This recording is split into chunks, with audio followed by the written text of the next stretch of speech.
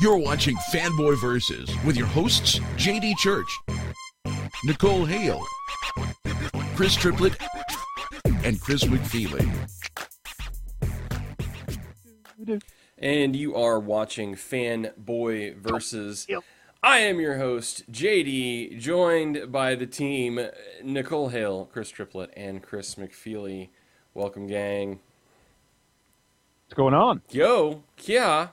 So, it is Fanboy Versus the final week of the new 52 number ones as we take on mostly new 52. One holdout that is not, but that's okay. I'm sorry, I've got to be different. That's okay. Well, it's okay. We wouldn't want, though, we try for variation. But if there was 1 month in which DC was allowed to dominate the reviews, it's this month. Yeah, for sure. Yeah. I read a lot of Marvel this week. I just Hell yeah. wasn't, had Spider-Man, Ultimate, and Amazing. FF there was were out. good books that came out, but like you guys were Avengers saying stuff. before, we've already done lot Spider-Man. Yeah, and there wasn't really, there wasn't a lot of, blow you away sort of revelations. Maybe, probably there was one sort of shocking moment maybe out of Amazing. I haven't read it, spoilers, but where Jameson in his mutated spider form just tears out Smythe's jugular. That was we're just launching it with the last page of comics in the first 30 seconds of the show. crazy. That's why I said spoiler alert. So yeah, I've got to say something. The one that I'm impressed with is IDW this month. I've enjoyed all the comics of IDW that I picked up this month. I'm sure they wished that more people would enjoy their comics this month because I bet they got I forget Transformers, but the new Star Trek was really impressive. I'll go over Ghostbusters. Cool. And of course, Turtles is still my favorite that I've read this year. That whole series. Even though there's only 2 out, it's awesome. So yeah, but no, good stuff out of Marvel. Good stuff out of independent comics as well.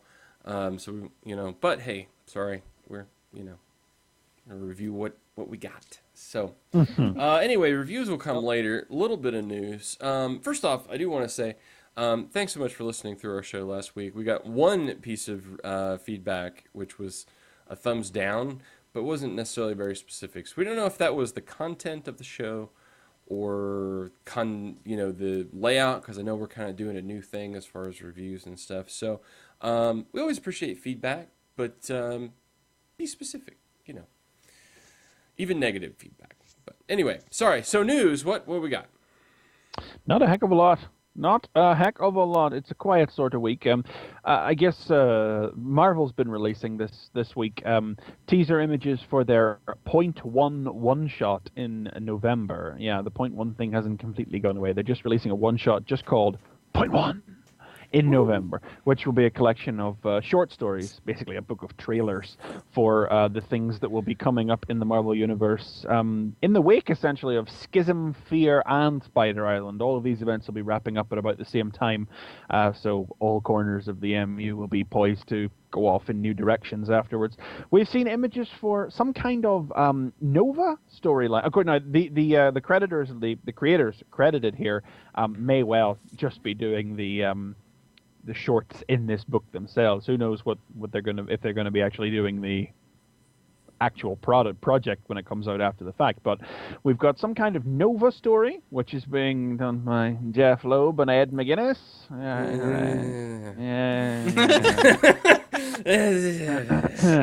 I like Nova, but I hope the Red Hulk shows up.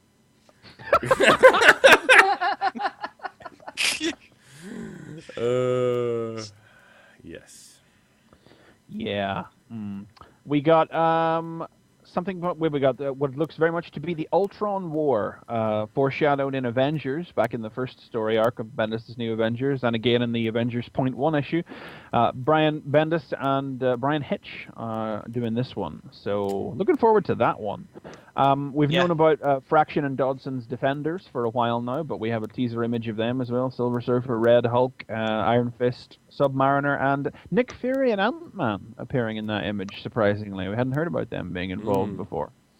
And one by Christopher Yost and Ryan Stegman. The Scarlet Spider is back. we'd seen an image of the Scarlet Spider's hoodie burning as an ad for Spider Island a while ago, but this seems to put to rest the notion that it's Ben Reilly back somehow, and that it is just a straggler who has retained their spider powers in the wake of Spider Island. I saw that Bleeding Cool reported that they had found out who it was, but they didn't give it away. They just put up a list of names and said it's one of these characters. I chose not to even read the list, but it's out there, Bleeding Cool, and you can make your guesses if you want to. So there's that. That'll be interesting. And the last it's one Jonah. I'm just gonna say it right now. There you go. You don't need it. And then the last thing we've seen is David Lapham and Roberto de la Torre, I think. I don't even know what this is. I think it's some kind of Age of characters from some kind of Age of Apocalypse story that's taking place in Uncanny X-Men right now.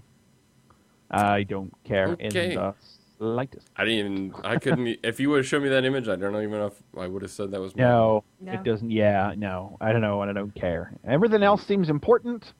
The rest, that is this IDW, Image, or Marvel?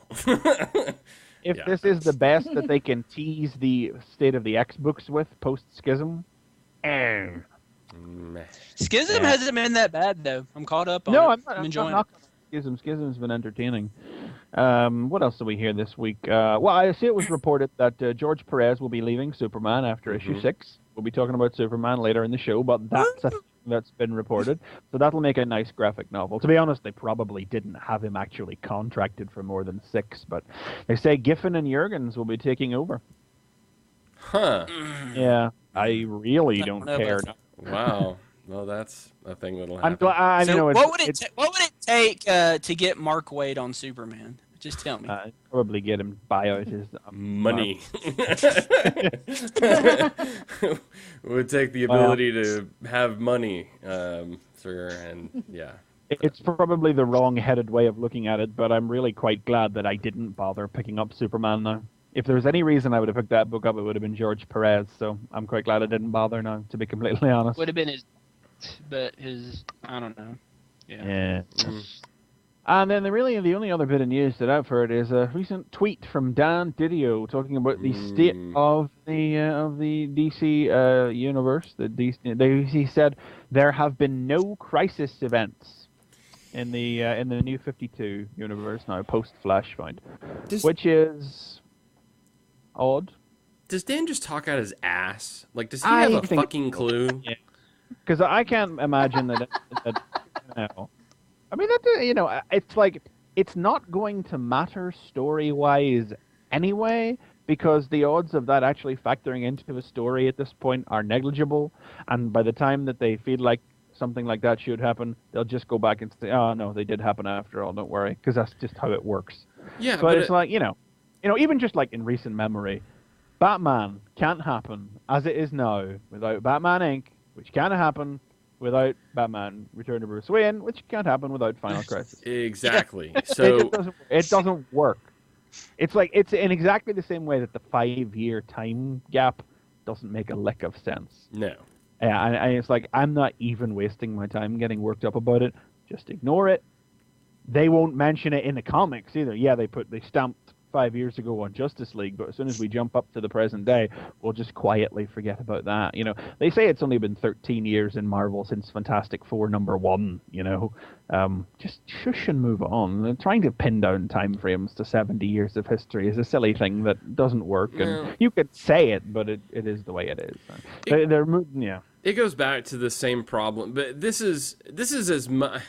If anything, maybe it's not Dan that deserves the blame as much as it does the readership, because, and maybe it just goes back to stuff that happened with DC back in the late 70s and early 80s when they decided to have a consistent time-based continuity and just say, here's we're having this Crisis on Infinite Earths to bring the multiverse together and restart the timelines and do all these things, and then they've continued to sort of keep that theme going over time. I mean, does Flashpoint count as a crisis? It didn't have crisis in its name, but does it count? No, and that's because if it doesn't count, then how does the New 52 exist? Right. So it does. I mean, I guess, and I think that's maybe the whole thing is that why do we have to, maybe another way of looking at it is saying, why does any of that have to matter, I guess. Exactly. Because Put me down as somebody who doesn't give a fig. Yeah. Because it will matter again in time when the stories demand that it does. Right. It'll just get filtered back in. Yeah. So Grant Morrison will say like, yeah, Final Crisis happened, and then he'll do something crazy. Or the next editor will say that. I mean, exactly the same way as everything that got filtered out pre-Crisis on Infinite Earths eventually got filtered back in a new form in a post-Crisis world. Yeah. So I wouldn't. But on the other hand, though, in a sense, just from a PR sense, it's kind of like, come on, Dan, get on the bus, dude. You're in the middle of a huge relaunch. You've rebooted everything in your company. The fans are on the verge of freaking out, hanging themselves, killing other people, looting, burning things in the streets.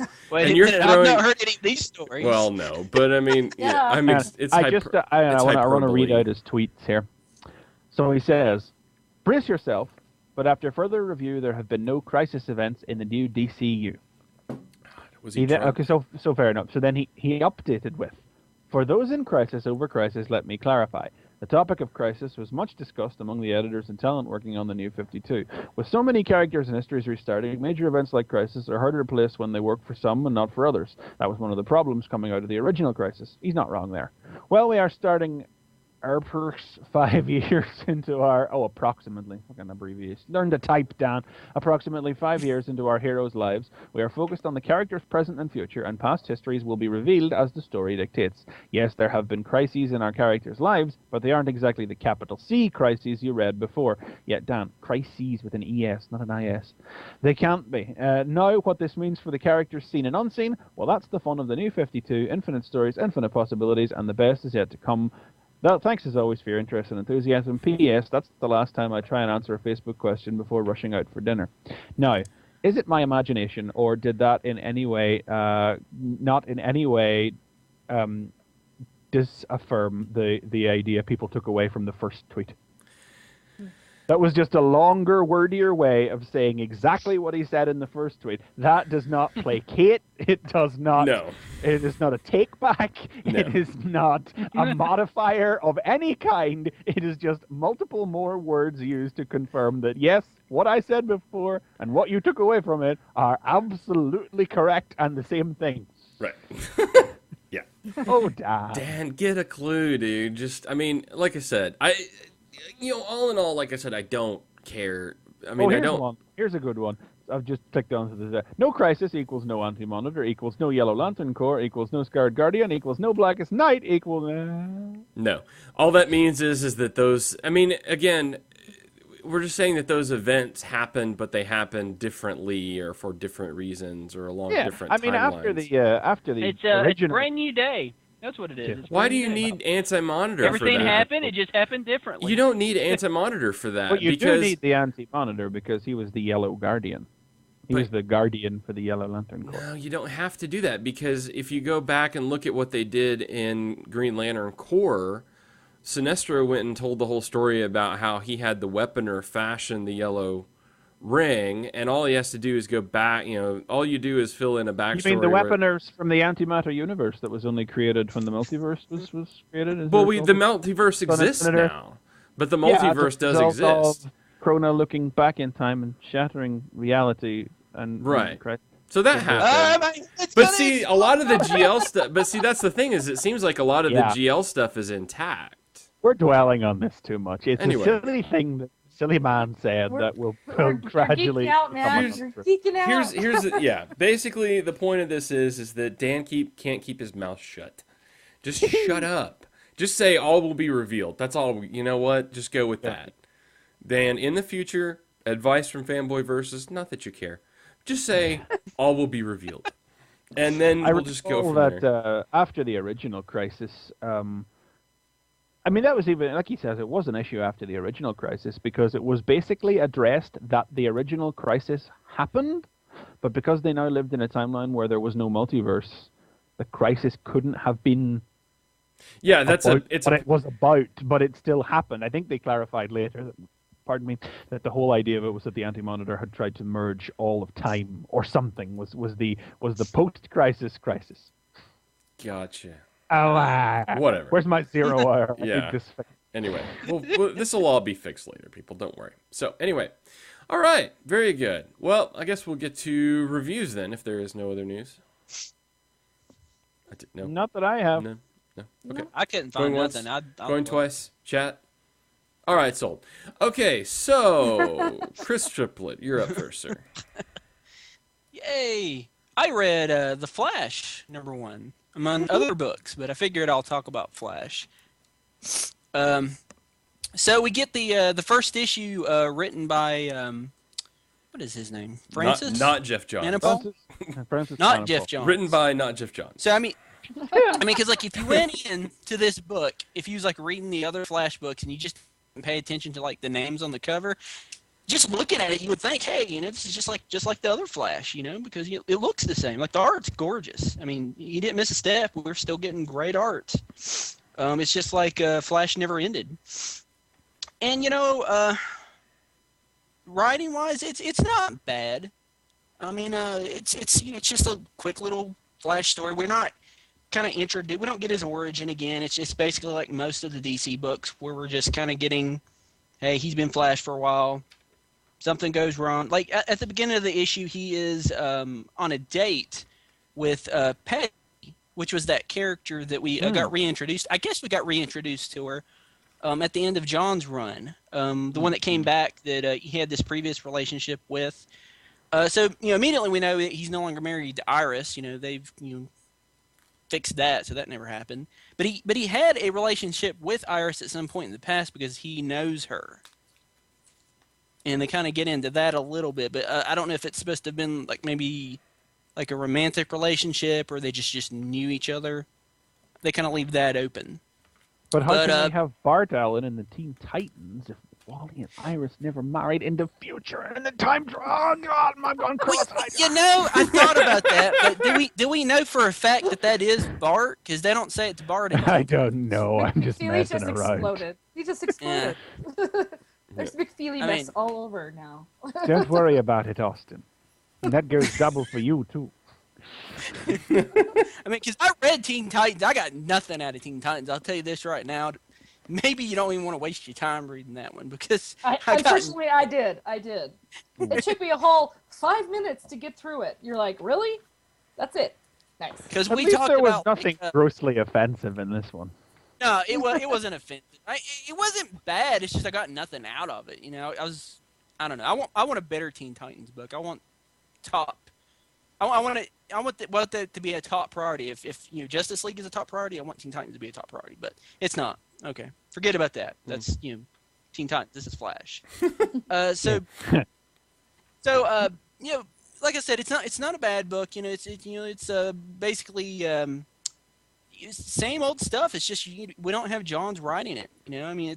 He's still doing the same stuff. He worked for like his forensics type job. There's these crooks that are in these robot looking suits that try to rob this science exhibition that who takes a date on a science exhibition? I'm just going to tell you that right now because that's where he takes Patty. Barry Allen. No, well, she's a big geek as well. I do that. Ross from Friends. I would do that. Yeah, did you see that Friends episode when he took her to like the planetarium? That's a pretty fucking weird bone disease. Little South Park reference for you kids.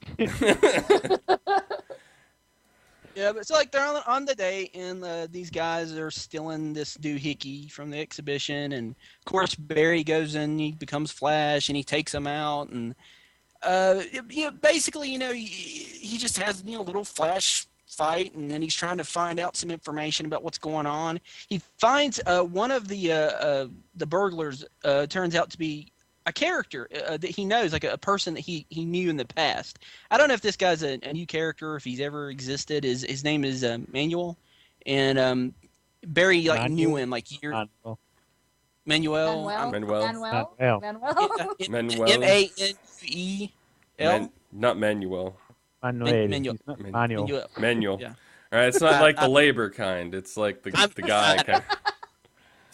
But yeah, he was one of the burglars, and while Flash was trying to stop him, he like fell through a window and he died.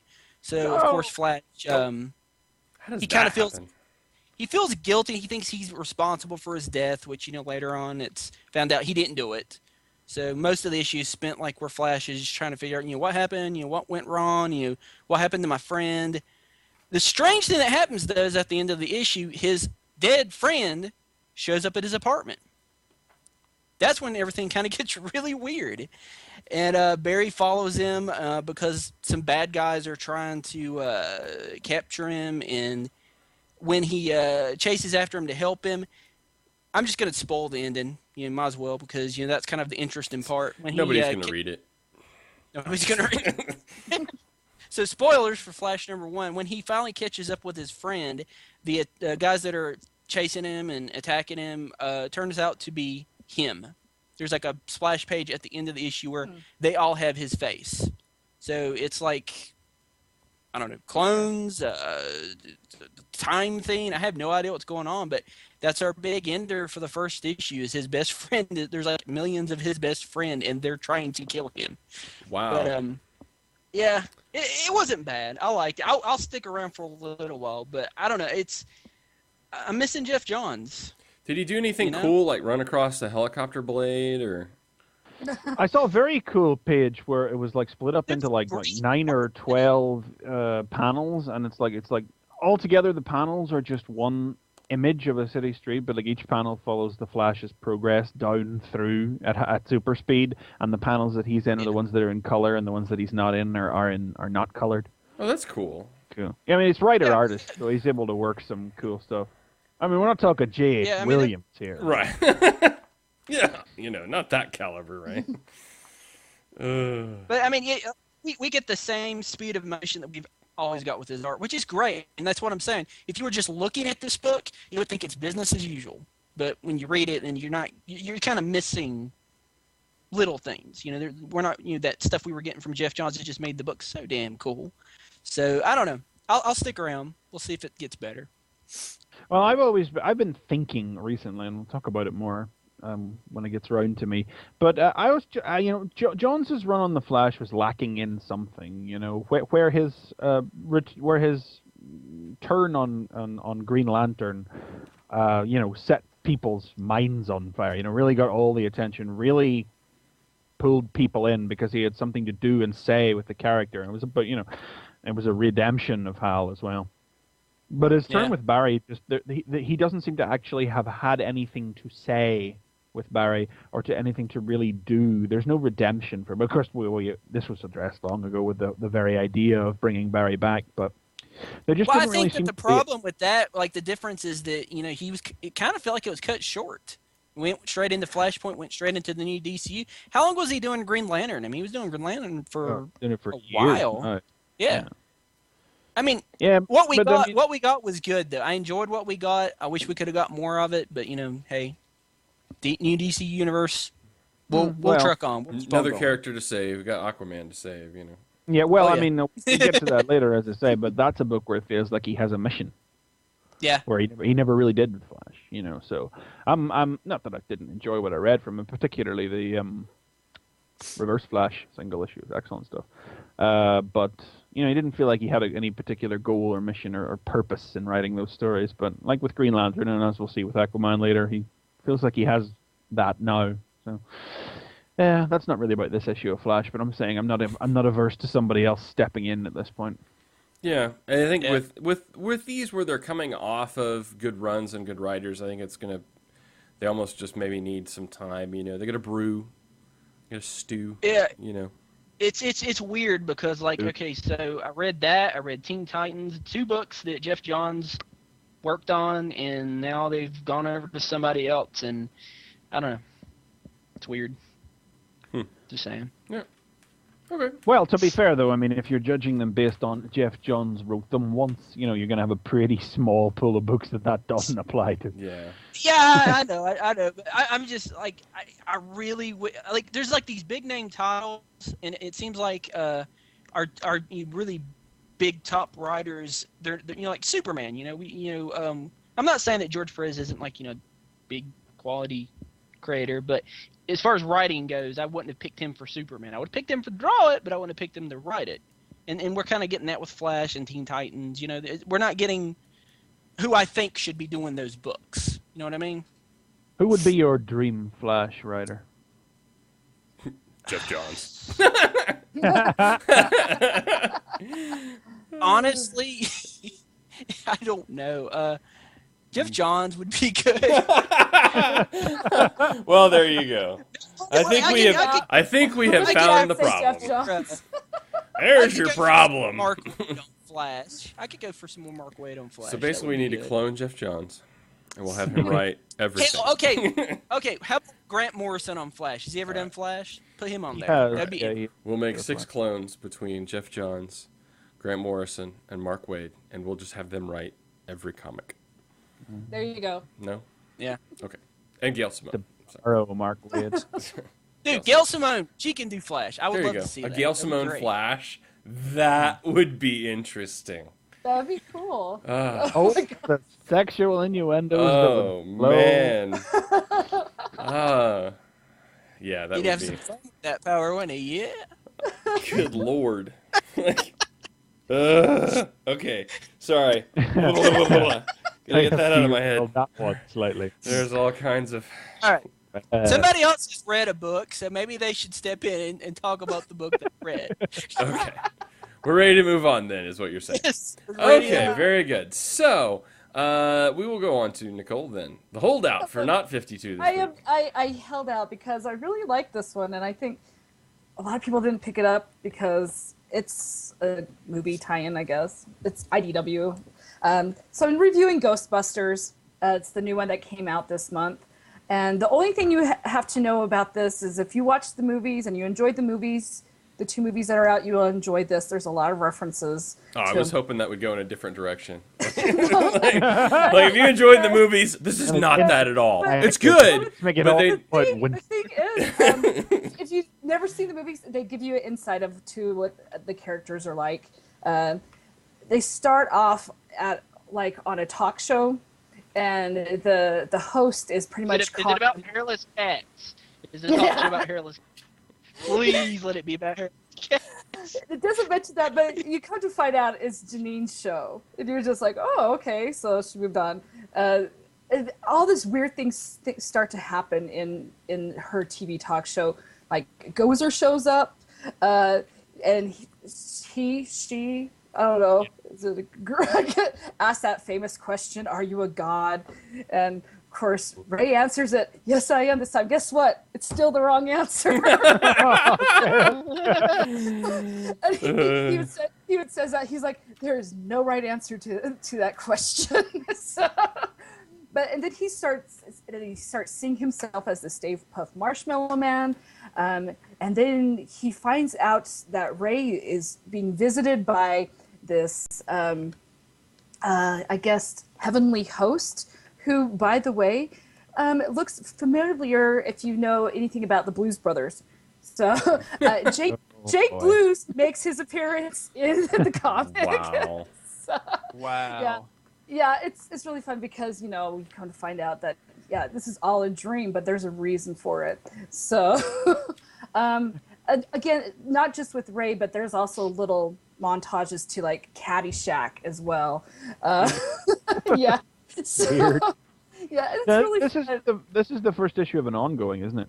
It is. Mm-hmm. Yeah, and who's the creative team on this one? This is written by Eric Burnham, art by Dan Strozinger, colors by Luis Anton Delgado, and letters by Sean Lee.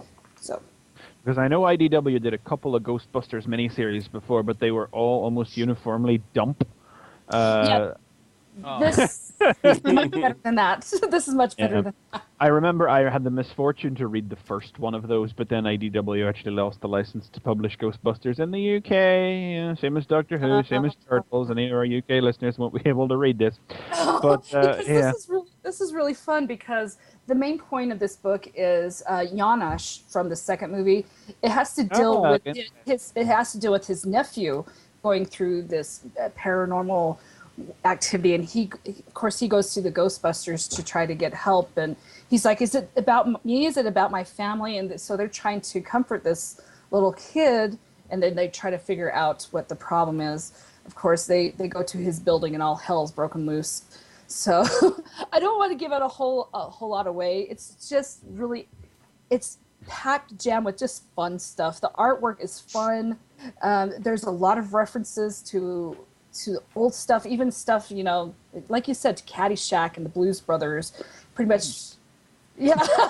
Does this take place like in a post Ghostbusters 2 kind of world? Or? Kind of there. Yeah, it's fun. It's got some of your favorite characters in it.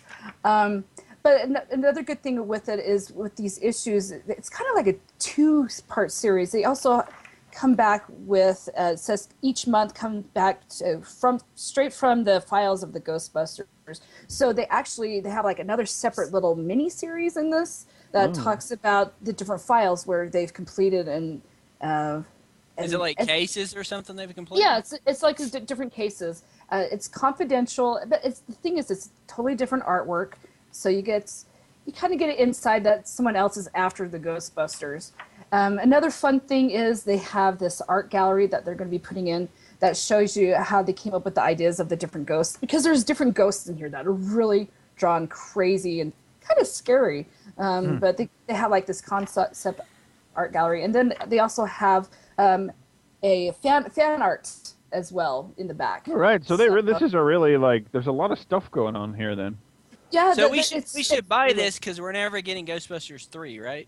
Is that why we should get it? You what? They're sort of gonna do that maybe. It's okay. It's not gonna happen. Okay.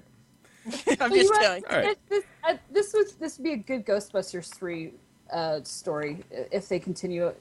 This is just really fun. We'll go see Ghostbusters 3 together with Back to the Future 4. Yeah. And Titanic 2. Like I said, I don't want to give the ending away because it's really fun, but like I said, there's a lot of familiar faces. So. The best Ghostbusters comic I ever read was Legion, which was published by 88 Miles Per Hour Studios. I don't know. I don't think it's in print anymore, so you might have to hit eBay to try and find a copy. It's a 4-issue miniseries, though, and it was actually. I always tell the story about it. 88 Miles Per Hour Studios, for the Transformers fans in the audience, were the guys who published the Transformers Genesis art book. I don't know if anybody remembers the controversy that surrounded that, but the guy that ran 88 Miles Per Hour Studios, they took orders through their website in addition to other digital retailers like Amazon and whatever. I got it through Amazon. But like he was physically incapable of meeting the orders that were placed. And I don't even know if everybody eventually got their refunds from that furore. It was a real travesty, you know.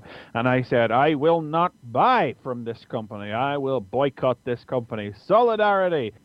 This Ghostbusters comic is really good, though, and I bought it. Yeah. Oh, ain't that the way? I'm weak, but that comic was so good that I broke my boycott. Wow. You can track that one down. That's a very good one. That's another post Ghostbusters movies one where just the continuing adventures of the Ghostbusters. It was good. A little more like less realistic, more cartoony, sort of European art style to it, but that was very, very good. It was about the long-lost 5th Ghostbuster, basically. The only thing I would like to I can't wait till they do the issue. I can't wait till they do the issue where they start fighting crime. I'd like that issue. Fighting crime? The cartoon. There's an episode where the ghosts all dry up and they have to fix their proton pack so they can capture criminals. It was awesome. Oh my god. Never heard of that one. Wow. Yeah, I missed that. Busters, crime busters. The only thing I wish I would have got the glow-in-the-dark cover. They have a glow-in-the-dark cover. And I assume, by the way, that this issue must be Slimer-free. I'm not saying anything. All right, then. Well, there you go. I don't want to spoil anything. I don't want to spoil anything. Because it's like you tend to find that most of these things don't count the real Ghostbusters when it comes to that sort of. Slimer was never a chum who lived in the firehouse or anything like that. It's the same with the other one, 88 miles per hour. One They, as well. they sort of hinted at that being a possibility, though. Even in the second film, they sort of homaged the Ray got cartoon. kind of chummy. He with was him, there yeah. in the firehouse. Yeah. Yeah. Well, In the video, he was in the firehouse too, so they had that going on. He comes up screaming. I mean, I remember real Ghostbusters fudged it in that he was like one of the ghosts that he turned up at the firehouse after they beat Gozer, and he started living with them then. But then like the real Ghostbusters cartoon had that funny attitude where it treated like it was the real story, and the film was just a film that got made in the real Ghostbusters. Right. art. that was brilliant. Yeah. Well, then, here, like- you want, if you want to plug your ears, if you guys don't want to know the spoiler, I'll tell you a little something about Slimer. Spoiler warning. He is mentioned. Okay, fair warning. He is the poltergeist that is haunting the building, and he is causing a lot of commotion, and it's kind of disgusting, to tell you the truth. Nice. Cool. You can't Yeah. not have Slimer. It's disgusting what he does. Awesome. I was like, oh my god. He slimed me. Oh, he does more than that. Oh, I mean, dear. All right. yeah. So, Right. so for little Janosch's nephew, he's not doing too well with Slimer. Ah, It's just, wow. yeah. Not sure if I want to. Call me when Vigo's in this. I want to see some Vigo in Yeah, this. there you go. Yeah. Throne of skulls and a river of blood. Ghostbusters 2 Yes, is master. an underrated movie. It is a I'm great gonna tell you movie, that. actually. It's an underrated movie. It's great. Your love. So I think we lost Nicole for a second. Is she back? No, she's coming back. Okay. I'm back audibly. But Okay. I don't know what happened to my video. Okay, that works. But the poltergeists are in my computer. There you go. That must be it. Get out of the house!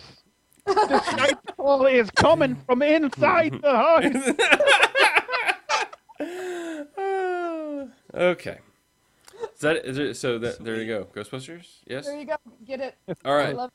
It was so much fun. Your non-52 pick of the week. Okay, so I guess that goes to me then. Bit of a shocker for you folks. I know read this. Superman. What? Now, mind you, I did not. I was comped this copy. My shopkeep was adamant that I needed to check it out, so I was given this. So I feel obligated to review it in some way, just because of that, you know. But anyway, brief synopsis. Let's see. Daily Planet gets bought out by Rupert Murdoch. Morgan H. Huh? Oh, I'm sorry. Morgan Edge. Morgan.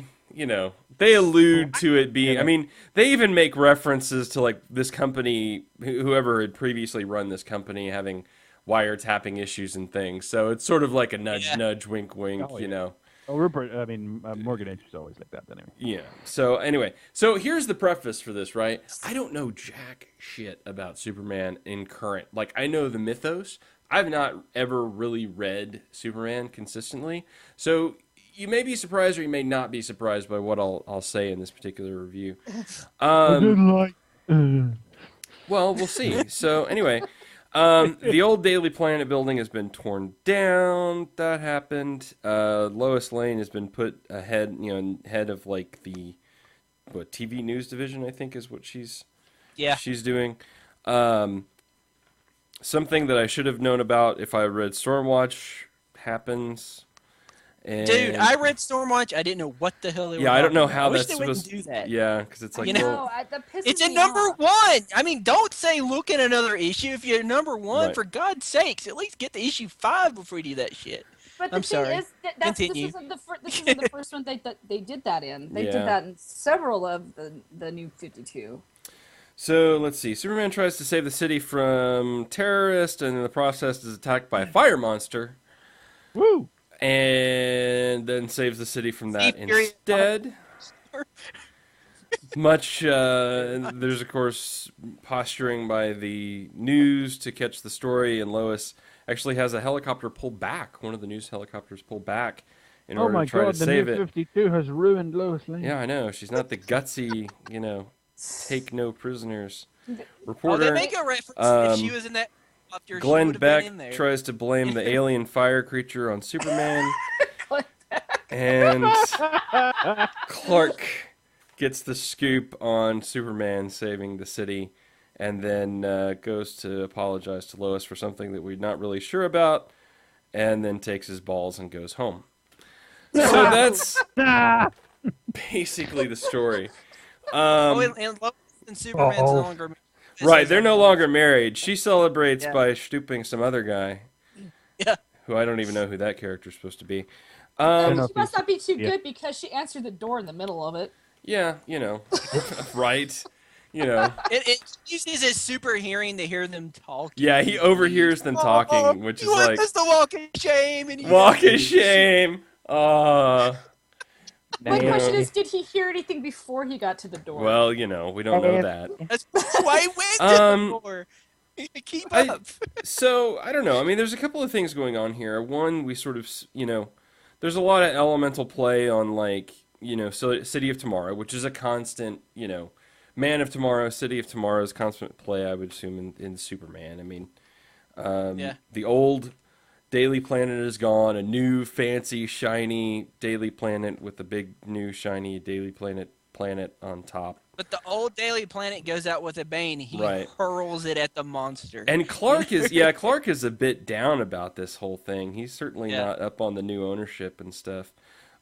Jimmy's, certainly seems to be a bit younger than he was. He definitely has the Bieber haircut.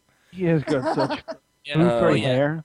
But there's a lot of, like, advanced, not advanced, but very modern things that are going on here. I mean, they're talking about tapping into surveillance cameras, Twitter as a part of their news feed, real-time video, those kinds of things. So, at least from the media standpoint, I don't feel like it's stagnated in, like, print, and that's a bit of an update. I don't know how updated, again, it was before, but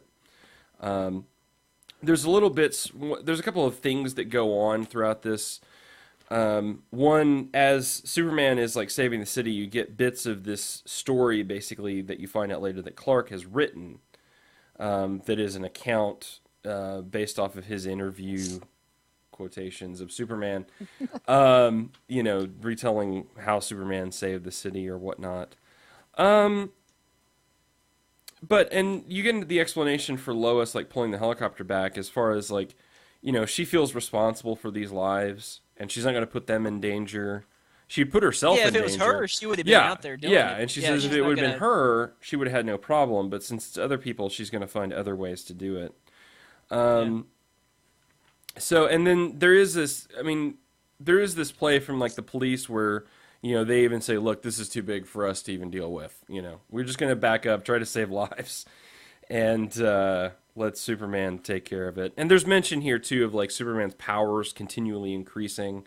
They make mentions to things that we talked about coming out of Action, such as, they comment here where Superman could only jump over a building and now he can fly. And so, we see the progress of his power set as well. And it does seem to be that there's going to be some setup with this alien. Clark picks out Kryptonian when this alien is talking at one point. Yeah, he says Krypton or something. Krypton or something like that. Yeah, something like that. Yeah, so there does seem to be some sort of larger plot or conspiracy. But it'll last a good 6 issues. Yeah, it'll last exactly 6 issues that we know of.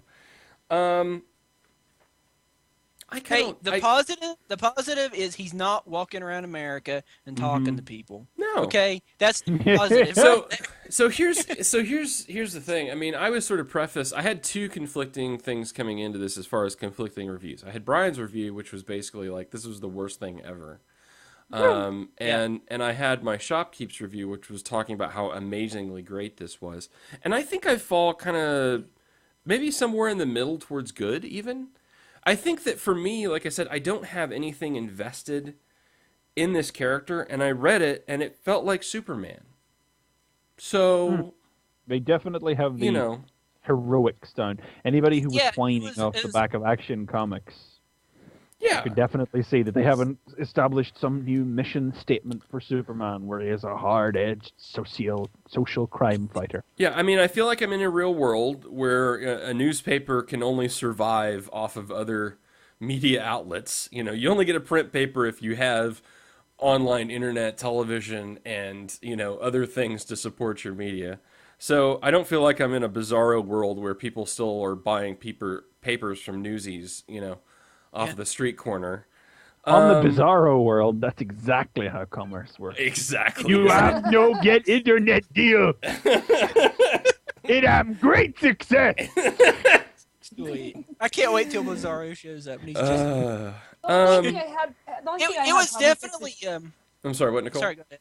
I was just saying it was a very talky issue. There was a lot of talking. Was. Oh my God, there's so Take a much. Look and make sure it wasn't Chris Claremont that wrote this. I mean, you could almost not see some of the art for all the balloons and That's boxes. it. It's just like, well, the thing is, I mean, this took me a long time to read just because it was so talky, unlike Teen Titans, so I guess Yeah. it made up for it. Yeah, this was a long read. The You best, can believe in Teen Titans ended. Oh my God. I mean, the best panel I thought in this was the full page Superman thing where he's just kind of floating, and you know that was nice. But That was nice, yeah. I like but that. everything else is like, yeah, there's a ton of dialogue here, people. Yeah, and you're just like, Yeah. it kind of took away from the art, and the art looks fairly good. Yeah, the art's really good. like it. God, yeah. I don't tell even mind the Perez. Bieber. I don't even mind the Bieber thing for Jimmy. It's like that kind of Yeah. fits for me, you know.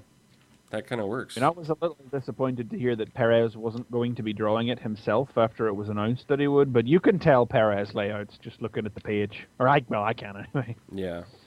I can tell Perez laid that out. I mean, as far as the writing goes, definitely it's a very, very dense comic. There is a lot happening in it, but you know, it to the point that it does feel a teensy bit outdated at times.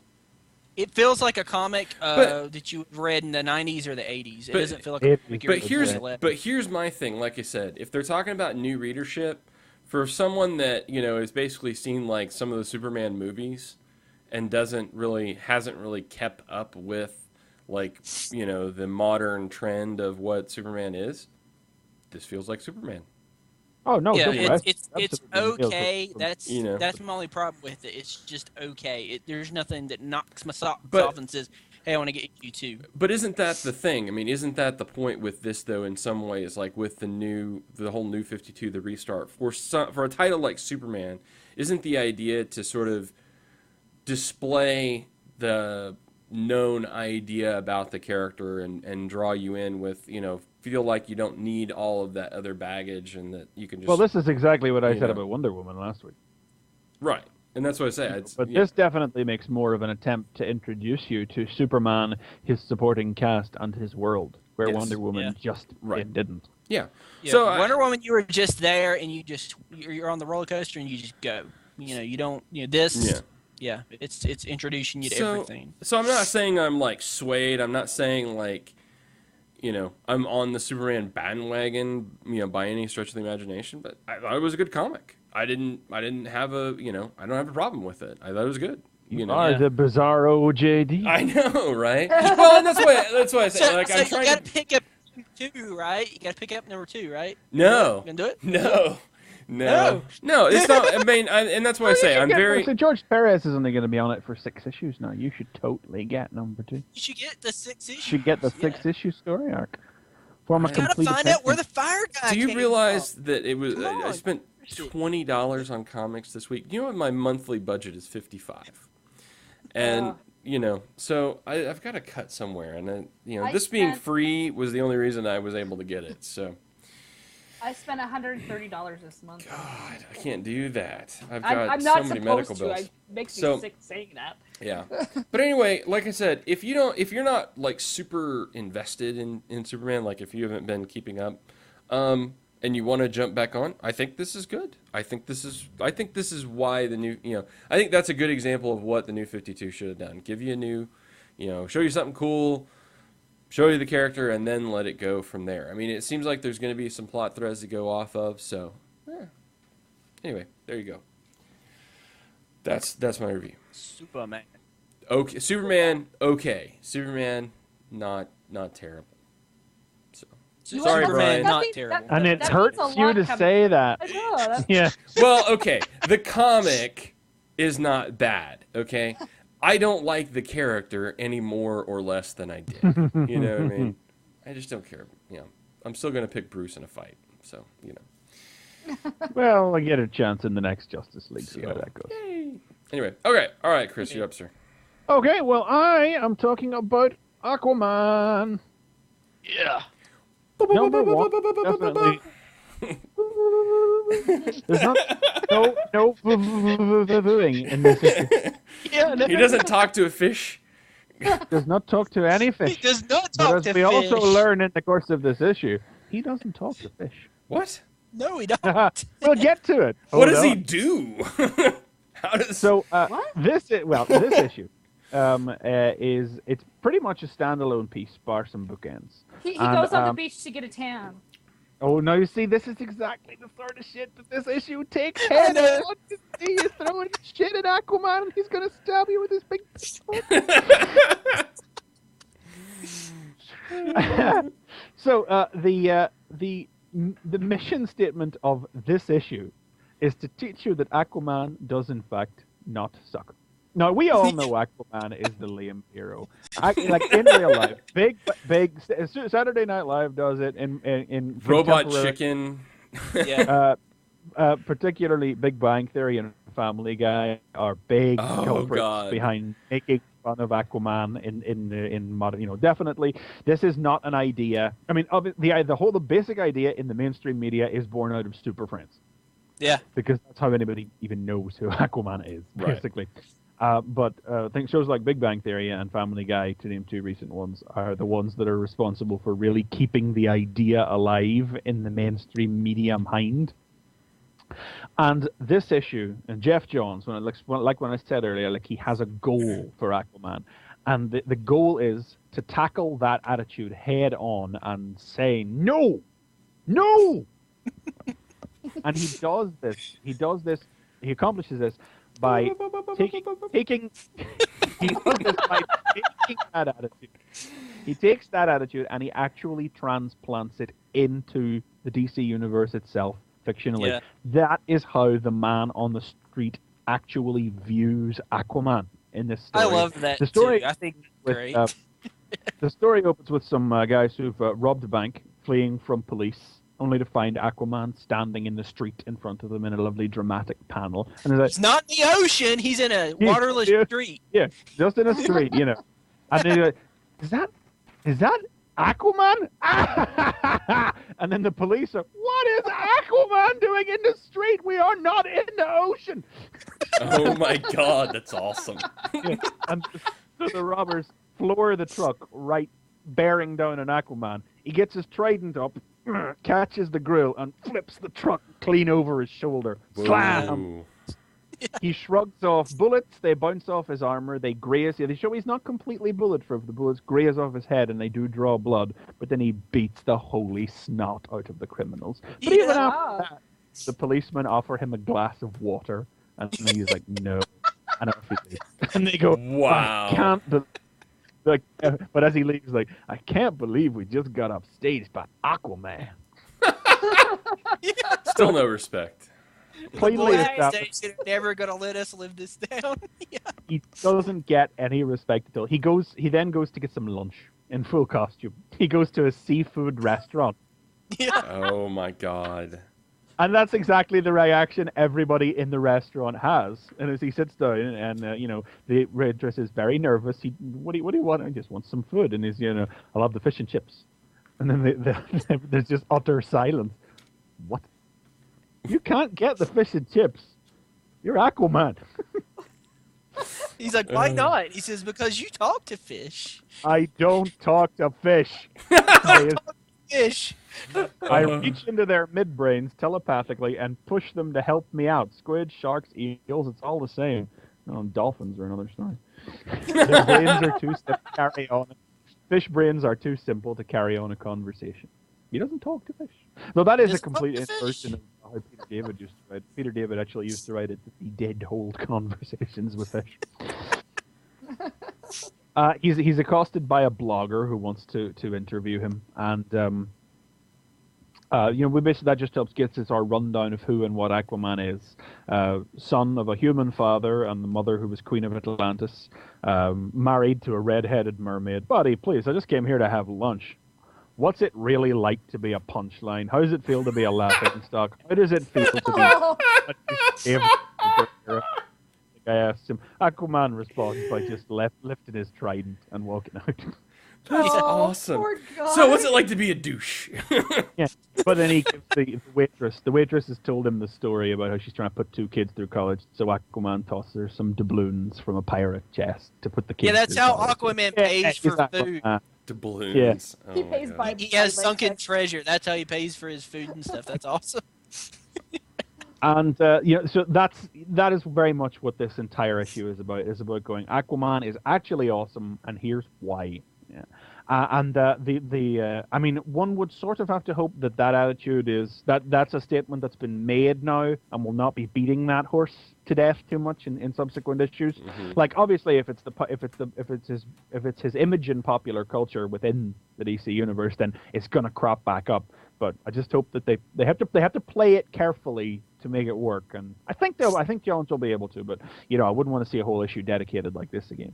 And we get an epilogue then where he goes back to his lighthouse home, and he and Mera embrace in the crashing of the waves. And we get our larger mission statement for the series, which is that I am sick of Atlantis. I want to make a life with you up here on Earth, on the surface. Yep. So that's the larger mission statement for the comic. And I did mention bookends, however, so the bookends are hints at the larger, because this is literally, aside from the bookends, it's a wholly self-contained first issue. Actually, I'll leave the bookends for a second. It's a wholly self-contained first issue that it contains a good, strong action sequence. It establishes who this character is, where he came from, what he does, how people react to him, what he thinks of them, what they think of him, what his relationships are like, where he wants to go with his life now. Everything that a first issue should do. And then coupled with the bookends, which start with the bottom of the Atlantic Ocean, darkness, clouds, and swirl, and from a crack in the ocean floor, some sort of hideous, black, translucent, piranha-mouthed fish man emerges and says, I love this line. There's a wonderful matter-of-factness about the way these creatures talk. They speak in symbols, and captions translate for them. It is true. There is an above. Where do we go? Where do we go? Up. And off they. I'm going to blow the ending in this one because it's too nice. So spoiler hats on in this case, but it's not. I mean, you can probably guess where this is going. Yeah. We see a fishing ship where guys just aren't having any luck, and of course, some guy gets a bite and is immediately whipped over water. Water churns up red, Jaws style, and as his cap floats back to the surface, the fish thing's eyes, just their eyes and their teeth, crest out of the water and float there calmly. And one of them says, "There's food up here." Oh God, that's awesome. Yeah. Yeah, it was good. I really liked it. We got our villains. We got our teaser for going forward. We got one of the best single-issue mission statement establishments of a character. Now, you could certainly make the case that not a lot happens in this. But it sounds like it's a good setup. It sounds like it's a really good setup. It's a great setup. I mean, it is the story is a character study. That's what it is. That's what the story is. I saw a reviewer who just really didn't think much of the issue at all. I mean, this has received a genuinely good response everywhere. But this one guy's like, I don't get it. And he argued the point that perhaps if you don't know anything about Aquaman, literally nothing at all, not even the fact that he's a joke, this will mean little to you because you won't understand the change in perception that is trying to be brought about by the story. But I don't know what kind of attention you have to not be paying to not at least know that much about Aquaman, I mean, I thought this was just great. I honestly, I legitimately thought this was one of the best of the New 52 that I've read, and probably the best quote-unquote first issue that I've read. Because it just sits there and it lays it all out for you. It's not like what else did I read? It's not like What the hell else did I read? Oh, my brain's just died. Teen Titans. It's definitely not Teen Titans. Well, Teen Titans did at least lay everything out for you, you know. It's not like Batgirl where it's about, oh, there's a load of history and stuff dragging it down and issues. It's not like Action Comics where it's like he's, it's all shrouded in mystery. It's not like Green Lantern or Batman where it's like, right, here we go, new story, go. It's not like Wonder Woman where Wonder Woman is like, Wonder Woman exists and here's a story we have plopped her into, you know. This is very much... This is everything that a first issue should be. I think it ticks all the boxes for a first issue that very few of the other number ones have really managed to tick. And I will totally be back for more of this. And you two really should go out and see if you can find it, honestly. God help me, I'm buying an Aquaman monthly. Really? Wow. I know Yeah. I'm getting it this week. My comic book guy has got me a copy of it. So. You know, because it's not like this is all just sitting down in exposition and everything as well. You definitely get a feel for the general good-naturedness of Aquaman. You know, he's a little pissed off with all of these people coming up to him and insulting him and everything. You know, but like the blogger asks, why this restaurant, the decor, and then you just get a silent, painterly flashback image to him as a child with his dad, and he says, "My father used to bring me here." You know. Oh, you get that one where's that part? Where the blogger asks him, how does someone like Aquaman pay for anything if you don't have a day job?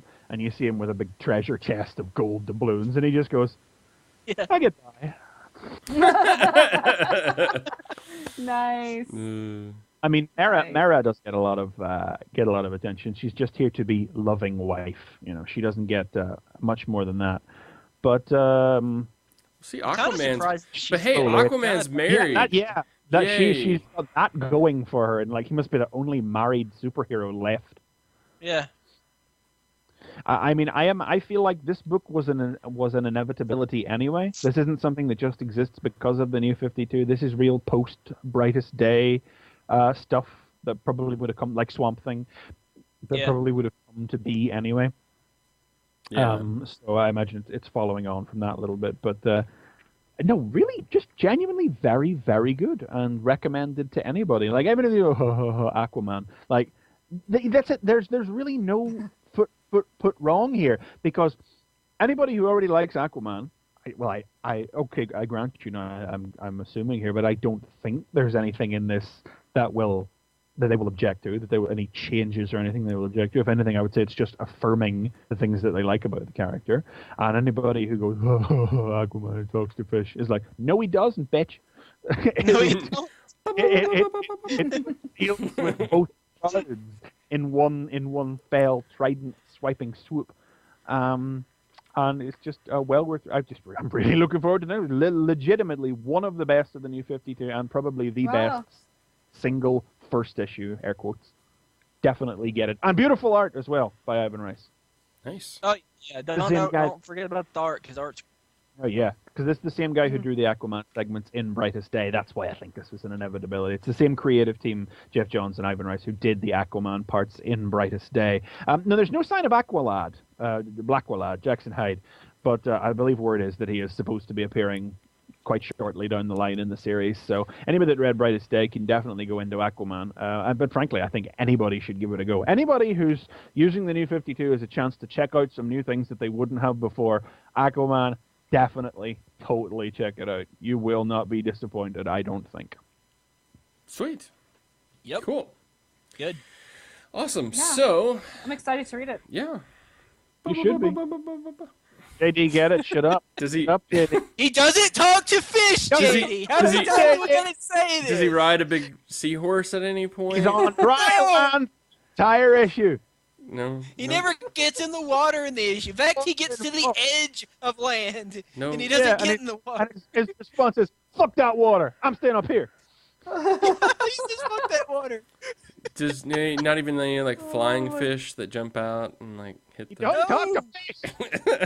He doesn't talk to He fish. flips a I don't- fucking... I don't think I'm gonna like this. I want him to. I want him to make like goldfish dance in a fishbowl. You know. I'm sure he could. That would be hilarious. Can you make this goldfish do the Macarena? Yeah, come up to him, question like that. Superman, can you heat vision then set your signature into this plate steel? Oh, Wonder Woman, can you? I don't know. Actually, Flash, run something really, really fast. Green Lantern, make something cool for me. Can you make my fish down? My fish seems depressed lately. Right. Can you speak to it for me? The Fish Whisperer. I'm sure A&E would pick that up like that. The whole They would just thing goes yeah. If Aquaman, that's gonna be Aquaman's retirement gig. Is gonna be like Aquaman, the Fish Whisperer, like A&E. Can you talk to my lionfish? Oh, he's not getting enough minnows.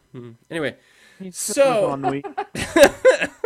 All right, so anyway, I guess that brings us to our final review of the day, week, if you will. Month? Final, well, it's October already. Damn. But it is the September month. This comic came out. This, very good. So, Fury of the Firestorms. No, Fury of Firestorm, the Nuclear Men. Nuclear Men. That's a long title. It is a long title. It's a long title for a lot of characters and things going on. So the Indicia actually calls it Fury of the Firestorms, but the cover just says Fury of Firestorm, the Nuclear Men. Confusion. I didn't even notice the Nuclear Man until I finished reading the comic and looked at the cover again. Yeah, I didn't either. Same for me on that. So. Ethan Van Sciver. Because I went into this with just one assumption as to how this was going to work, and it just was totally different. Yeah, it really. Well, and that's the thing. It's kind of like I don't know what I expected. It wasn't quite. It wasn't this. Oh yeah. Yeah. It seems so. I don't know. Who wants to give us a rundown? Do you want to? Chris, do you want to? Give it a go if you want. Okay, go ahead. Okay. Well, this is by Ethan Van Sciver. I would go with Shiver. I like Shiver. And Gail Simone. Yeah. And he's writing. He's not drawing this time. He's not drawing. I thought he was drawing at way back when. I thought he was drawing and co-writing with Simone, but the art is actually by Yildiray Sinar, who is just a fantastic name. So many vowels in it. Love a name with vowels. Now, let's be honest. We're all here because Gail Simone wrote this. Exactly. I like Firestorm. I know nothing about Firestorm. I am in the pro Firestorm camp. I would have read this anyway. I would not have read this if Gelsman wasn't writing it. I'm admitting it. Okay. I knew nothing about So I will say that. So I'm the only one that's in the camp that Gail Simone was the bonus for me on this, right? Like I actually like Firestorm, and it was a bonus for me that Gail is writing it. So okay, I just want to put that out there. So. Well, the issue. And we start off by being introduced to a rather unpleasant group of terrorist mercenary types who brutally murder a family in Istanbul in the search for something, which of course leads them into conflict with our heroes. Though it's worth pointing out just as we begin that the lead terrorist here is called Cliff. He appears to be Cliff Carmichael, who was a Firestorm villain called the Thinker. You got that going. Oh, okay. But actually, before we start even summing this up, right?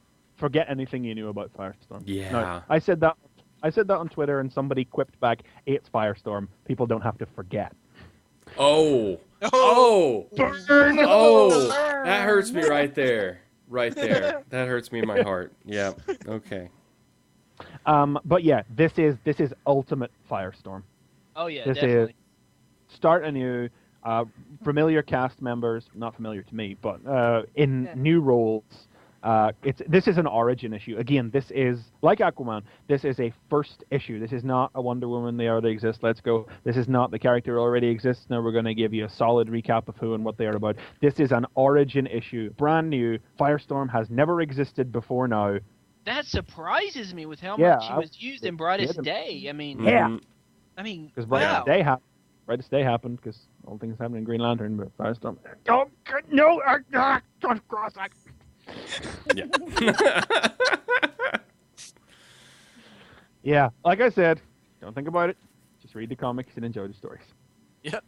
And that's coming from a dyed-in-the-wool continuity poured enthusiast. So just shut up and read the comics.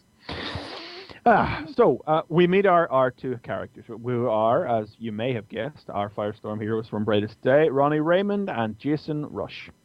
And Jason, working for the school newspaper, interviews Ronnie, and it all kicks off because as a rather heavy-handed scene with the pair eating dinner with their respective parents establishes that we are looking at a poor black nerd with a single father and a rich white jock with a single mother.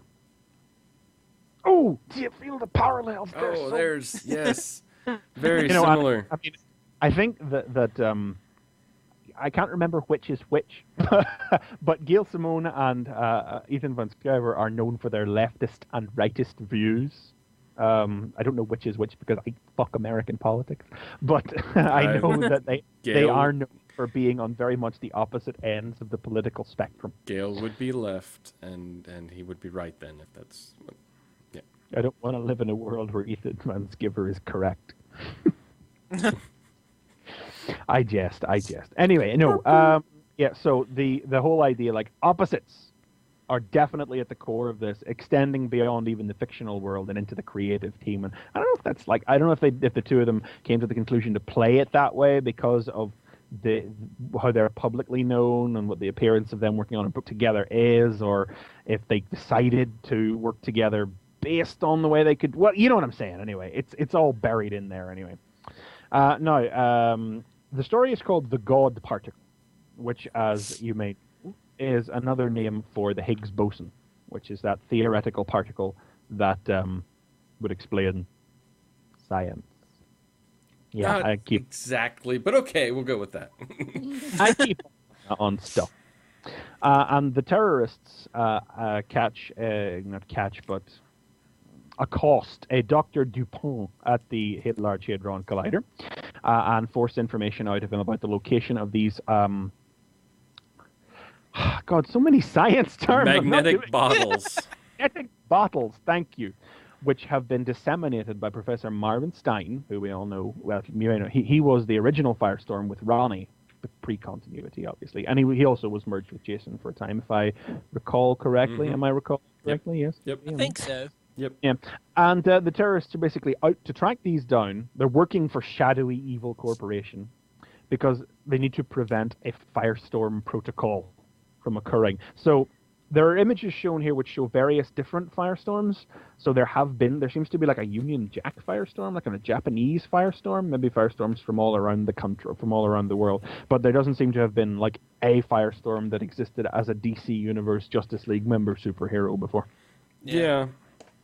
And they track one of these magnetic bottles to Ronnie at school, just as he's in the middle, of course, of a brouhaha with Ronnie for publishing some unpleasant stories about him in the school newspaper. When the terrorists come, Jason whips out the bottle and triggers it. He says the word Firestorm and shabooey. He and Jason are now. This is the twist. This is where I was surprised, and I opened the comics like, holy shit, 2 firestorms. He and Jason are individually transformed into firestorms. I really figured the twist was going to be that they would merge, and whoever was in charge whoever was dominant would vary. Well, because they even did that in Brightest Day. I mean, that was the whole thing that happened in Brightest Day, because they would switch between who the dominant was, and it would actually alter the costume even. I mean, through a little bit. Not quite to the extent that we see here, where Jason wears a yellow costume and Ronnie wears a red one. But I really figured... This is one pretty 2-page spread out right here. And I love that. But rather than deal with the terrorists, Ronnie loses his nut, and they start fighting. Yeah. Leading to the rather shocking last page, which we may as well blow because we're right here, because it's on the cover. Yeah, it is on the cover. Little interviews in the back of every DC comic this month. They just talk about it out and out there as well. Even the title of this comic has taken on a new meaning, where it turns out they can fuse. And when they fuse, they create the Fury. A gigantic, monstrous fire. Yeah. I was like, badass Firestorm. I was thinking of that dark, blackest night, because he's got kind of this grin on his face when I saw him. Yeah, Deathstorm. When I saw this, I was like, "What?" Ah. And Yeah. he talks in like his letters, his got that too. bubbles are black, and and He his doesn't words seem, are. he doesn't seem to have either of their personalities either. I mean, from Yeah. the two sentences he speaks, but it doesn't sound like either of them. Yeah. He's kind of like a So that- Hulk Firestorm. Yeah. Firestorm smash! Well, and something that's happens to basic, the other woman that's part of this Yeah, team. I was going to get back to that one as well. I mean, that's your basic plot rundown. Yeah. Like, I'm going to go back There's- and start with this. There's the now, big picture, I guess, yeah. Yeah. Now, this wasn't quite clicking for me at first. And I think that is because the conflict between Jason and Ronnie is, like, really, really forced. Yeah. It's like, obviously, these two guys, like, they have their flaws, you know? But it's like, Ronnie is like, he's not trying to be antagonistic, but Jason is really playing the angry black man card. Yeah, I felt that was a problem. I think almost that I had is I almost felt more sympathetic for Ronnie, than I did for Jason, and I don't know. I don't really think we were supposed to feel any more sympathetic for one of these characters, but I mean, yeah, it's really, really hard to feel for Ronnie because, yeah, okay, you're smart, whatever, you know, but if you're that smart, yeah, you know, he really, really attacks him very aggressively. And then, you know, you get it. I mean, as I say, the scene with the parents is pretty heavy-handed. You know, Ronnie asks some legitimate questions. His mom doesn't really have any answers. It's he asks, "Why don't we have any black friends?" Which is, I did cringe a little at that line being up. You know, it's like, who made race the issue here? You know, Ronnie. I mean, Jason. God, I keep mixing their names up. Too much sibilance. Yeah, and she's like, I don't know, I didn't, not deliberately, it just sort of happened that way. And then on the other side of things, it's, you know, it's like, Jason tells his father, I got into a spirited debate at school, and he says, were you in the right? Yeah, I was. But he's like, he doesn't justify, he doesn't talk out with his father, anything that he says. His father just plays, truth's a heavy suitcase, sometimes for the listener and the speaker. You know, it's like angry black man. Oh, you whiting with Whitey? You were right. I mean, I don't even know if that was the intention because he doesn't. I don't you know, think it was, but it does feel that way. Yeah, that Ronnie has not in any way made race the issue. You know, he's actively denied that has anything to do with it. Jason is the one that's pushing that. So it just kind of well, you know, I mean, I may be reading into what his father is saying, but it is because the story, I'm presuming inadvertently, but really works its hard to slant you against Jason. And then he goes off and publishes dickish things in the newspaper. Which doesn't help at all. Yeah. Yeah, that was the thing. Unjustified. He never did anything. You know, Ronnie did not do anything to deserve. Now, Ronnie obviously does not take this. He takes it like a football player would, frankly. You know. Yeah. Being on the nerdier side myself, you know, he. He says, you want to say this crap to me, say it to my face, you geek loser, is what he says. Yeah. He's not wrong when he says he didn't do anything to deserve it. So, you know, I was finding it hard to get into because it just wasn't clicking. It wasn't clicking for me. But as soon as somebody said Firestorm, yeah. Yeah. Like, essentially, this issue goes like 4 or 5 pages beyond where you would kind of expected a first issue in 2011 to go. Mm-hmm. It's like it all really, like, artistically, like, it really comes together. Like, you know, it's just a bunch of guys sitting around in classrooms. Artistically, it comes together with the introduction of the Firestorms. The conflict is there. The origin has been firmly established. And then, like, the one thing that even not being a Firestorm fan, the one thing that I caught and really meant, this is really ultimate Firestorm, is when the particularly sadistic female terrorist is also caught in the transmogrifying blast and buried under some rubble. And Cliff goes to try and pull her out, and she grabs his wrist, and she's actually freezing cold. And, you know, anybody who knows Firestorm at all will go, holy shit, that's the new Killer Frost. Mm-hmm. Yeah. Because I think people know Killer Frost.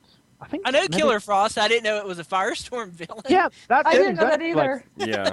People know who Killer Frost is. I think maybe mostly from the Justice League cartoon, and also because she's got a pretty kick-ass name. But yeah, she is a Firestorm villain. The original Killer Frost was a student who became infatuated with Professor Stein, and who, when he rebuffed her, I don't know, cryogenics and plus comics equals Killer Frost. Equals Killer Frost. Yeah, yeah, exactly. Got So, bit by even a though frozen it's, spider or something. Yeah, and Killer Frost, who I think was basically a friend of the original and deliberately replicated the accident that gave her the powers, or the deliberate event that gave her the powers, whatever it was.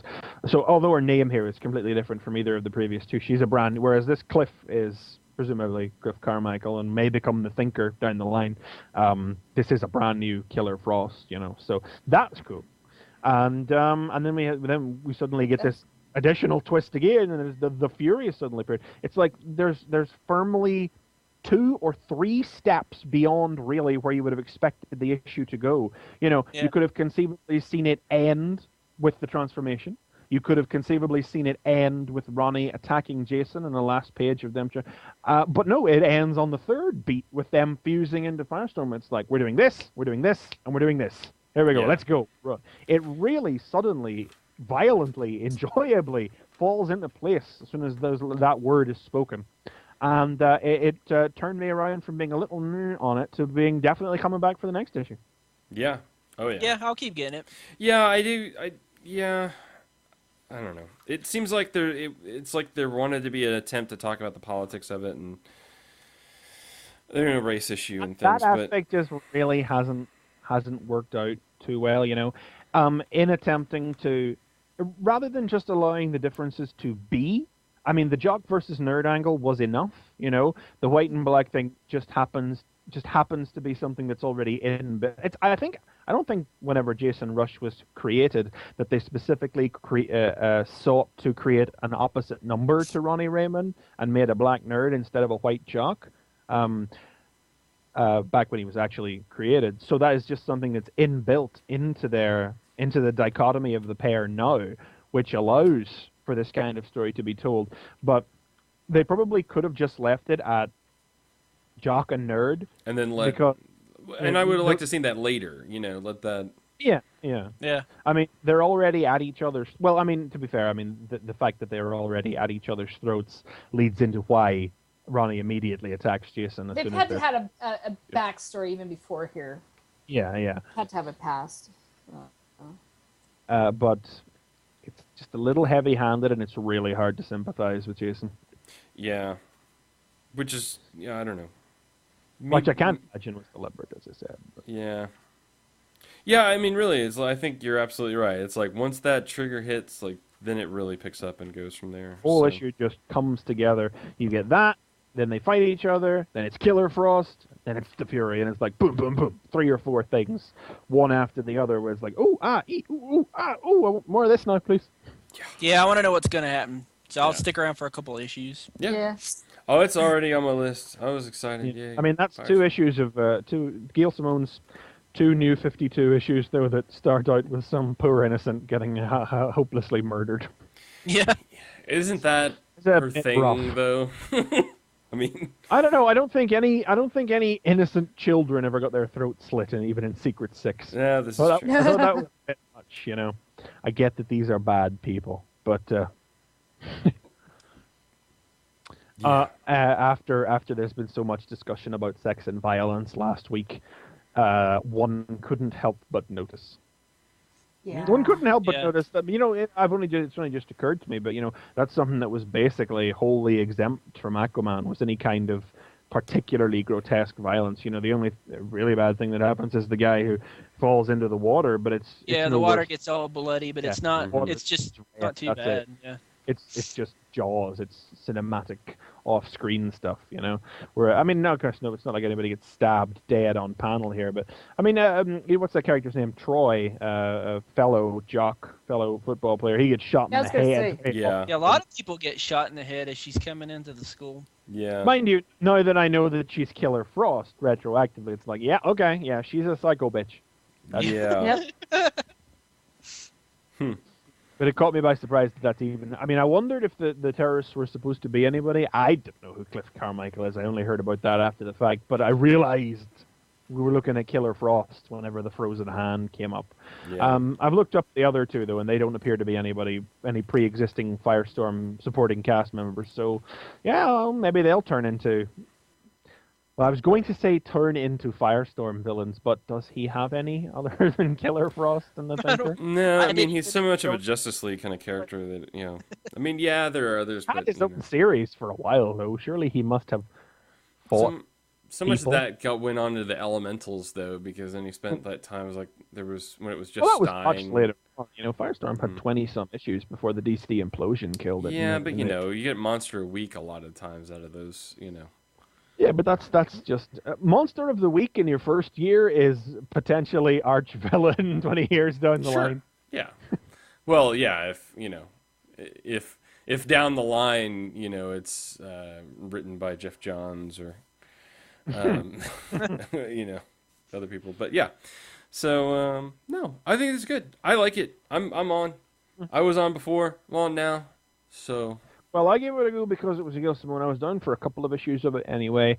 Wasn't too sure. I mean, the ultimate complete reboot approach was definitely interesting, and I think that's definitely worked in my favor because it really, I've seen enough of Jason. I think basically because I spent the whole The Brightest Day watching Ronnie and Jason argue endlessly back and forth to then get fully half a comic where they did that and also nothing went on fire or transmuted. Like, shut up, guys. But then, a really like 3 unexpected twists, boom, boom, boom, one after the other at the very end of the comic definitely piqued my interest. And especially since, like, first of all, it was like, right, this isn't working out the way you think it is. Boom, there's number 1. Now they're going to start fighting. There's number 2. Look, new Killer Frost. Oof, there it is again. Oh, God, they fused. What the hell? There it is again. It's just like a left, right of sudden punches. It goes just that little bit further than you think it's going to go. You think it's going to stop, and then it's like, here's a little slap around the back of the head for you. yes, Slap around the back of the head for you. Awesome. It's good. Pick it up. You should read it. Firestorm. Well, Fury of Firestorm. The nuclear men. Nuclear. I hate that word. I always say that word wrong, and my wife too, but guess what? I know what you mean. It's okay. Yeah, thank you. So I'm just going to point out if I have said it wrong. I object morally. It's not. Yeah. So anyway. All right. Cool. Well, very good. Well, there you go. Oral grounds. There's our reviews for the week as well. So, what do we think? So, maybe just two-minute wrap up. Well, how's our first month of the New 52? Broadly speaking, Yeah, just kind of hit and miss. I think. Yeah, I mean, because like there's like some books that I really liked, but there's a lot of books that I ain't so sure about. Yeah, and maybe they're not what we expected. Like some things are that we expected to be good are not, and things that we didn't really expect to be good are. So a lot of what I'm having problems with, it's probably that old fanboy in me. It's like change, get out, change. Don't we're same stuff. See, I'm a person. I enjoy change. I like it when things get changed up a little bit. But I can tell you right now, there's a few that I won't be picking up again. I bet one of them's Resurrection Man. That is not one I will be picking up. That was absolutely horrible. And you want to know something? I gave a majority of them a fair share. I didn't pick up every single one of them, but I'd say at least more than half I've picked up. So. Well, I only bought 8 personally, but I'm feeling pretty good about all the ones that I read. I got Justice League Action Comics, Batgirl, Batwoman, Swamp Thing, Wonder Woman, Firestorm, and Aquaman. And I would say if there are 2 that I'm not sure about, it's Wonder Woman and Batgirl. I'm definitely going to be back for the next ones of all of them, but I'm feeling pretty good about everything. Wonder Woman, well, I aired my thoughts on Wonder Woman last. You're not going to give Catwoman another chance? Funnily enough. Yeah. I'll definitely take a leaf through the issue. I mean, I leafed through all of them, being a retailer, I leafed through all of them, and I felt safe in my choices. Nothing really leaped out at me from any of the other books that said to me, I should have bought this. But then I'm curmudgeonly, and when I've made a decision, I tend to stick to it when it comes to a comic like that. Yeah, I think the one that I was impressed with most that you probably should pick up is Animal Man. Yes, actually, you're right. That was yeah. the one. I actually should have picked up Animal. I'm not going to now. I'm not going to go back because 14 comics each week for the last 2 weeks. I don't Yeah. need to be upping that quotient, but No. I kind of wish I had gone back. think- I might get the trade on Animal Man. Yeah, So for a lot of books, that's the one that's the one that stood out the most to me. You're right, actually. for a lot of books, I feel like number 2 is what's going to decide for me. Yeah, that's a good Yeah, point. that's true, I think true. that's Because a very like good point. if the second issue of like Teen Titans doesn't do anything, Teen Titans is gone. Bye, Teen Titans. I'm not going to give you another chance. You know. Yep. I don't think there's any one book that I would not give another go after. I don't feel bad enough about any of the books to make issue 2, my cutoff point. I mean, my issue with Wonder Woman, as I said last week, is that it was its complete failure to actually introduce Wonder Woman. I'm still quite interested in the mythological story, and I like the creative team that's on it. I just thought that as a first issue, it had its weaknesses. I'm looking forward to seeing where it goes. And with Batgirl, well, it's been a month, but I'll say it again. I was talking to somebody about this, and they used a very good expression that her whole history is going to be a bit of a millstone around her neck. I said it back at the start of the month. Gil's wrung some very good story ideas out of it. She's treated the trauma and the psychological and the physical aspects of it exactly the way they should have been treated. But it's still wringing good ideas out of what is at its core a bad idea.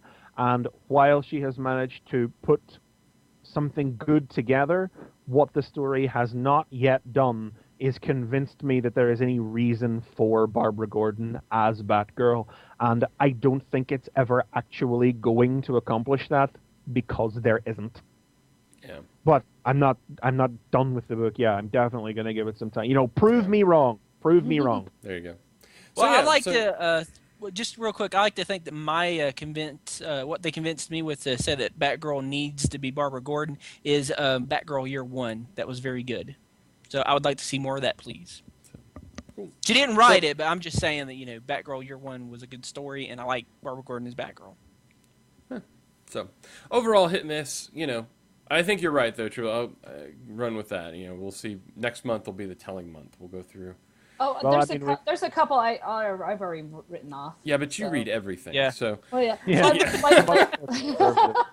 Deathstroke, nope. Mm-mm. We'll never get Yeah. that one again. So- Resurrection Man, won't get that again. And I'm very skeptical about getting Green Arrow again. Yeah, I didn't really even. love Green Arrow. I don't know. I love Green Arrow. I would love to have gotten a new creative team. I might have tried it, but no. Yeah. I'm still amazed that they didn't, frankly. Actually, he's off. He's off after a couple of issues. Oh, Someone really? else is taking. Yeah, he's off in a couple of issues time. So And it looks like they hold could have on put to your somebody else hopes in for the with first Green Arrow. issue. That would have been smarter. I Yeah. think. Hawk and It's not Dove is like another. as- Hawk and Dove's another one I won't get. So. Yeah. That's okay. got to be one of the first ones that's going to get canned. Yeah. Has to be. So. All right. Well, very good. Well, there you go. So that's our show. Standing That's our out on thoughts. that downbeat note. Yep. So no. I think, like I said, I mean, if anything, that just says that they're comics, right? Because some comics are good, some comics aren't. So I don't think there's anything particularly saying like all of the New 52 is a terrible idea. It's not. It was. It would have been some kind of miracle. Let's be fair now. If out of 52 comics, every one had been a winner. Right. know, Yeah. so That there would would have been be, crazy. And we're really not slighting DC when we say some of these things are stinkers because it was an inevitability. Right. And Something I still have two to read. So So What have you got to read? What have you still got to I read? still got to read Black Hawks and I Vampire. well, there you go. Okay. Okay. Well, I hear we'll see. Blackhawks is basically G.I. Joe. And, well, see, I got about halfway through of it. I'm like, well, it is Mike Costa. Mike Costa's Yeah. Joe. And So, so, it's just nobody like, bought Voodoo? Come I on, heard guys. Voodoo was good though. My shopkeep Somebody said should have Voodoo bought was good. Voodoo. So, I Really? heard Yeah. it was not. So I don't know. That's why. I heard that it focuses on the fact that the character is a stripper exponentially more than the original Image comics did in the 1990s, That's amazing. and that the comic actively seems to set out to replicate the experience of visiting a strip club in the way that the See, the character flows through it. That's amazing because Jim Lee did, the original, Wildcats, and he's like tailor-made for strippers. I'm just saying. Alan Moore wrote Voodoo for a while. Yeah, I know. I didn't read any of it. Shocking, isn't it? Yeah. Okay, well, anyway, then on that down note, I guess we'll end the show. But anyway, tune in. New show time, 3 p.m. Central, 4 Eastern, 9 GMT. The TF clocks Radio. are changing soon, so we'll be out of sync for a week or two. Oh, no! Yay. So, I'll website, let you know. tfradio.net/live for the live show. You can go to fanboyversus.com to pull up the website. Follow us on Twitter. Fanboy VS is the Twitter. Anyway, check all that out. We will be back next week, per usual. So please tune in next time when it'll be Fanboy Versus.